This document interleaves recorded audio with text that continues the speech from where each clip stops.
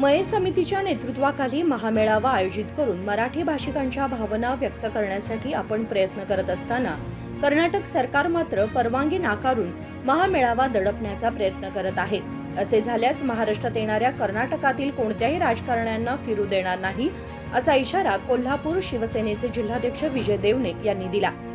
प्रत्येक वेळी बेळगावमध्ये कर्नाटक सरकारकडून हिवाळी अधिवेशन भरवलं जातं। दुसरीकडे महाराष्ट्र एकीकरण समितीकडून मराठी भाषिकांच्या भावना व्यक्त करण्यासाठी महामेळावा आयोजित केला जातो। मात्र बेळगावचे जिल्हाधिकारी या मेळाव्यास परवानगी देत नाहीत। यामुळे आज शिवसेनेने कोल्हापुरातील जिल्हाधिकाऱ्यांना निवेदन देऊन महामेळाव्यास परवानगी देण्याची मागणी केली। या महामेळाव्यास उद्धव ठाकरे यांच्यासह इतर पक्षनेते उपस्थित राहणार आहेत। त्यांच्यावर कर्नाटक सरकारने कोणतेही निर्बंध लागू करू नयेत अशी मागणी त्यांनी केली।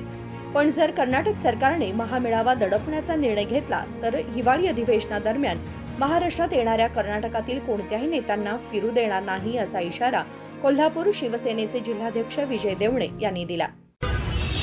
दरवर्षी हिवाळी अधिवेशन हे बेळगावमध्ये होतं। त्या बेळगावच्या हिवाळी अधिवेशनाला गेल्या अनेक वर्षाची परंपरा आहे की मराठी माणसं एकत्र येतात आणि महामेळावा करतात। महाराष्ट्र एकीकरण समिती हा महामेळावा करते।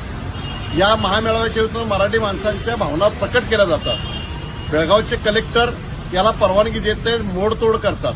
म्हणून आम्ही कोल्हापूरच्या कलेक्टरला आज निवेदन दिलंय की महामेळाव्याला परवानगी द्यावी आणि महाराष्ट्रातून शिवसेना उद्धव बाळासाहेब ठाकरे आणि अन्य पक्षाचे लोक जे बेळगावला जातात त्या लोकांना कर्नाटकच्या सरकारनं बंदी घालू नये। या पद्धतीने जर कर्नाटकच्या सरकारनं जर निर्णय घेतला नाही आणि जर महामेळाव्यावर जर मोडायचा जर काही कार्यक्रम जर केला तर अधिवेशन काळामध्ये कर्नाटकच्या कोणत्याही मंत्र्यांना आम्ही महाराष्ट्रामध्ये फिरू देणार नाही।